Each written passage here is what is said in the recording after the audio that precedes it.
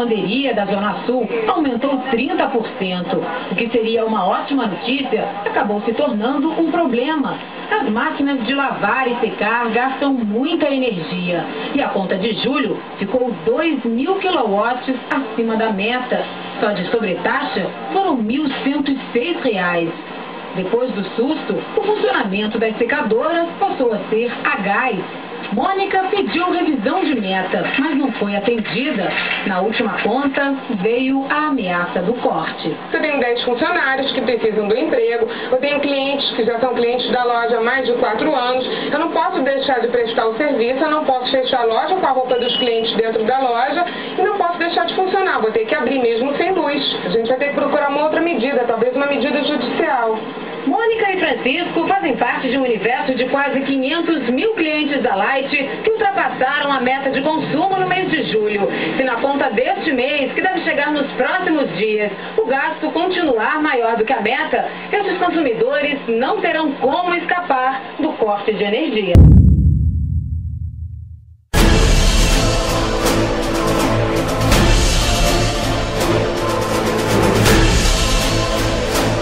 Bebida preferida? É vinho.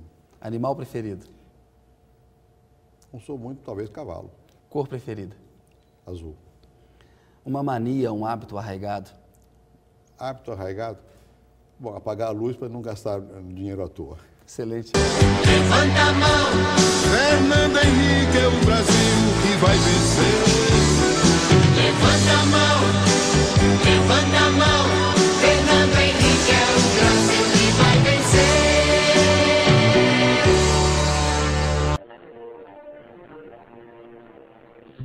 Em primeiro lugar, o Vicente acredita pra brilhar. Em primeiro lugar. 1995. Fernando Henrique Cardoso assume a presidência da República e começa a dar um novo rumo à política social do Brasil. Acaba com o clientelismo e o paternalismo que marcaram a história da assistência social do país. Acaba com a LDA e o Ministério da Ação Social, com a política que mais excluía do que incluía. O governo do PSDB dá início, então, à construção da rede de proteção social, que tornou o país mais generoso e justo. Cria o programa Comunidade Solidária e a Secretaria de Ação Social. Regulamenta a Lei Orgânica da Assistência Social, que garante um salário mínimo aos brasileiros com mais de 70 anos e aos portadores de deficiência física. E em seu programa de rádio, o presidente Fernando Henrique não deixa dúvida sobre o que pretendia com a nova política social do país. Palavra do presidente. É uma dívida que está sendo paga pelo Brasil. E isso representa muito mais do que dinheiro no bolso dessas pessoas que têm batalhado tanto para viver. O pagamento do benefício dá dignidade a esses brasileiros.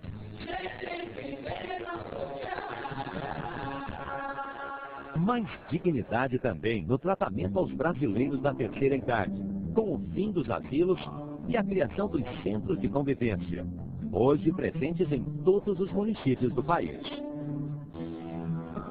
Resgate da cidadania, garantia de direitos fundamentais.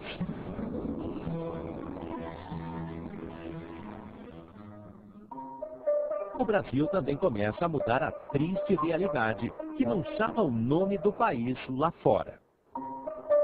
A história de meninos e meninas que sofriam no corte da cana em Pernambuco. Nas carvoarias do Mato Grosso. No sisal e nas pedreiras da Bahia.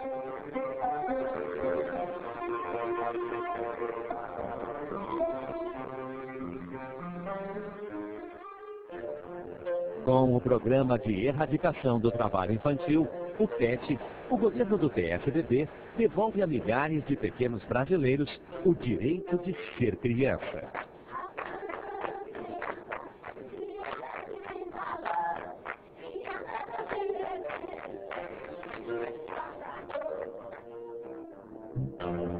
Elas trocam as ferramentas de trabalho pesado por livros, cadernos e lápis. Ganham a Bolsa Criança Cidadã, um auxílio financeiro dado às famílias para que seus filhos passem o dia na escola. Hoje elas estão aqui nas escolas, tendo todo o dia informações, aprendizagem, fazendo com que essas crianças hoje elas sintam realmente o que é ser cidadão, trabalhando para um futuro. Minha filha hoje está feliz na vida, porque ela passa o dia na escola, comendo e bebendo, e recebendo o dinheiro dela para vir para minha mão, para comprar alguma coisa. Em 2001, o governo tucano dá mais um passo na luta para acabar com o trabalho infantil e manter as crianças longe das ruas. Lança o programa Bolsa Escola.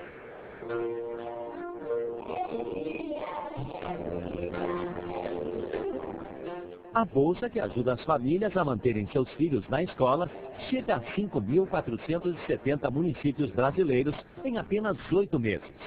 O Bolsa Escola, você sabe que chega aquele dia, tem o dinheirinho, você conta com ele, né, para comprar uma coisa. Para dar um suporte maior aos brasileiros de baixa renda, o governo do PSDB cria a Bolsa Alimentação, destinada a crianças e gestantes.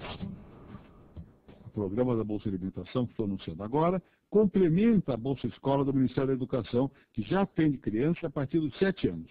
Os dois fazem parte da Agenda 2001-2002, que é a lista dos grandes compromissos do governo com os brasileiros para esse período. Além desse recurso que a mãezinha recebe, né, ela tem também uma agenda de compromisso na questão da saúde da sua criança, e não só daquela criança que recebe o recurso, como os outros também, né? Em 2002, a Rede de Proteção Social criada pelo governo do PSDB ganha mais um programa, o Auxílio Gás, destinado às famílias já beneficiadas pelo Bolsa Escola e pelo Bolsa Alimentação. Antes de encerrar o segundo mandato, o presidente Fernando Henrique organiza ainda mais a política de assistência social. Cria o Cadastro Único das Ações Sociais e o Cartão do Cidadão.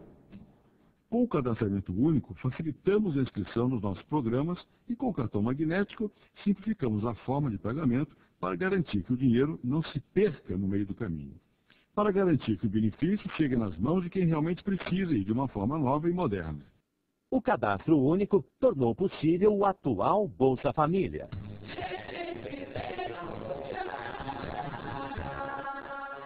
O governo do PSDB criou um verdadeiro programa de renda mínima para toda a população carente.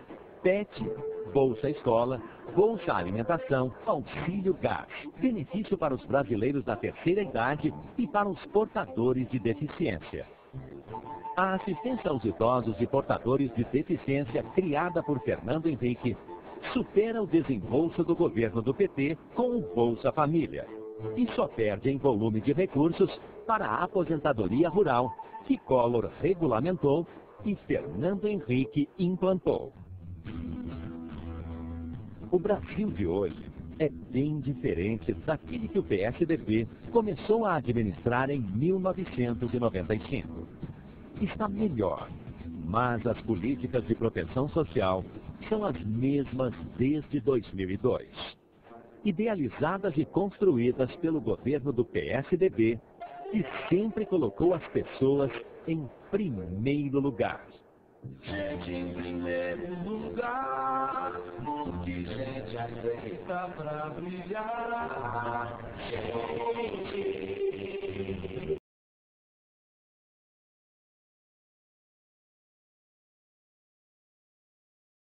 A eleição de 1994 difere da eleição de 5 anos antes, de 1989. Naquela teve 22 candidatos, nessa 8, mas difere por outras razões também. É bom lembrar que o presidente Itamar Franco assumiu o governo numa situação muito difícil em 1992, após o impeachment do presidente Fernando Collor. É o primeiro impeachment da história do Brasil. Buscou fazer um governo de união nacional. Por outro lado, havia graves problemas na economia. E o plano de estabilização adotado em 1994, o Plano Real, acabou obtendo êxito, enfrentando um grande fantasma da economia brasileira, que era a inflação, e conseguindo estabilizar os preços e criando uma nova moeda. Ao contrário dos anos 80 e meados dos anos 90, esse plano de estabilização ele acabou sendo vitorioso. E isso abriu condições para o ministro da Fazenda, Fernando Henrique Cardoso, ser o candidato do governo, com êxito. Tanto êxito que ele vence o principal candidato da oposição, Luiz Inácio Lula da Silva, no primeiro turno, ao contrário também do que ocorreu em 1989, quando foi necessário ter 2 turnos. Uma curiosidade é que o PRONA, Partido da Reedificação da Ordem Nacional, com seu candidato, o médico Enéas Carneiro, conseguiu ficar em terceiro lugar. Foi a única vez na história das eleições republicanas recentes que um candidato de um partido nanico chega em terceiro lugar. E ele teve quase que o número de votos somados dos candidatos em quarto e quinto. Orestes Quercia, do PMDB, que tinha sido senador, governador de São Paulo, presidente do PMDB, e Leonel Brizola, várias vezes governador do Rio de Janeiro e ex-governador também do Rio Grande do Sul. Isso também só ocorreu nessa eleição atípica de 1994.